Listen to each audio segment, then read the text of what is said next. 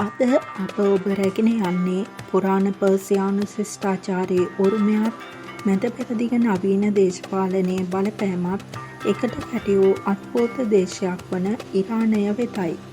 අගනගරය ටෙහෙරානය වන අතර මුදල් ලේඛකය ඉරාන රියාල්ය.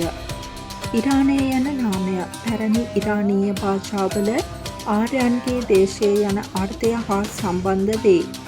මීඩියානු පර්සියානු සහ අනිකුත් ඉරානීය ජනකණ්ඩායම් එක්ව ගොඩනැගූ පුරාණ රාජ්‍ය සම්ප්‍රදාය අද ඉරාන ජාතික අනන්‍යතාවයේ පදනම වී ඇත.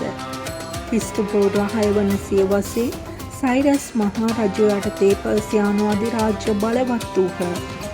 පර්සිපොලිස් එම අධිරාජ්‍යයේ විශිෂ්ටත්වයට අදත් සාක්ෂි දරයි. පසුව ඇලෙක්සැන්ඩර්ගේ ආක්‍රමණය පාතියන් අධිරාජ්‍යයන් 7 වන සියවසේ ඉස්ලාමීය ආක්‍රමණය මොංගෝල ආක්‍රමණ වැනි යුග ගණනාවක් ඉරානයේ ඉතිහාසය වෙනස් කළේය. 1979 දී සිදු වූ ඉරාන ඉස්ලාමීය විප්ලවය මගින් ෂා පාලනය අවසන් වී ඉස්ලාමීය ජනරජය බිහිවිය. ඉරානයේ දේශගුණය ප්‍රදේශයෙන් ප්‍රදේශයට දැඩි ලෙස වෙනස් වී උතුරේ කැස්පියන් වෙරළ තෙත් හා හරිත වන අතර මධ්‍යම හා නැගෙනහිර ප්‍රදේශ විශාල වශයෙන් වියලි හා කාන්තාරීය වේ. 2025 දත්ත අනුව ඉරානයේ ජනගහනය මිලියන 92කට අධිකය. ප්‍රධාන භාෂාව පර්සියානු හෙවත් පාසී වන අතර අසර්බයිජානි, කොර්දි, ඩූරි, අරාබි වැනි භාෂාද භාවිතා වේ. ජනගහනයේ බහුතරය ෂියා ඉස්ලාම් ආගමට අයත් වන අතර සොන්නි මුස්ලිම්, ක්‍රිස්තියානි, යුදෙව් ප්‍රජාවන්ද සිටිති. ඉරාන ආර්ථිකයේ තෙල් හා ස්වාභාවික වායු ප්‍රධාන ස්ථානයක් ගන්නා අතර ඛනිජ, පෙට්‍රෝ රසායනික, වානේ, මෝටර් රථ කර්මාන්තය, කුෂි කර්මාන්තය, කාපට් හා ආහාර කර්මාන්තයද වැදගත්ය.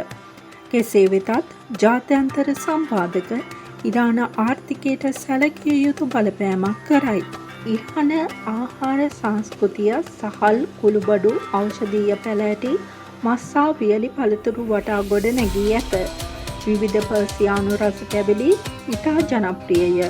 පිස්ටාචියෝ සහ වියලි පළතුරුද එහි ප්‍රසිද්ධ නිෂ්පාදන වේ. කාන්තාවන් සඳහා හිජාබය සහ ශරීරය ආවරණය කරන ඇඳුම් වර්තමාන නීතිමය ඇඳුම් සංස්කෘතියේ කොටසකි.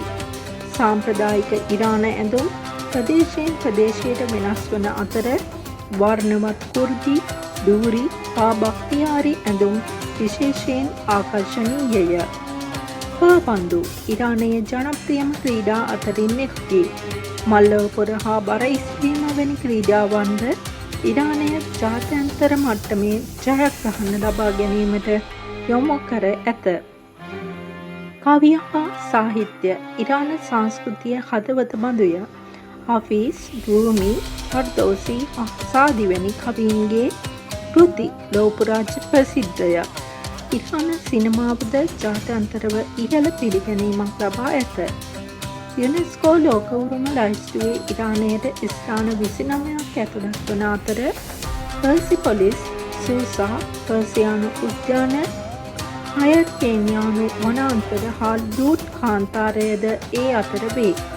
වසන්තයේ මාර්තු සහ මැයි සහ සරත් සමයේ සැප්තැම්බර් සිට නොවැම්බර් බොහෝ ප්‍රදේශ සංචාරයට සුදුසු වේ.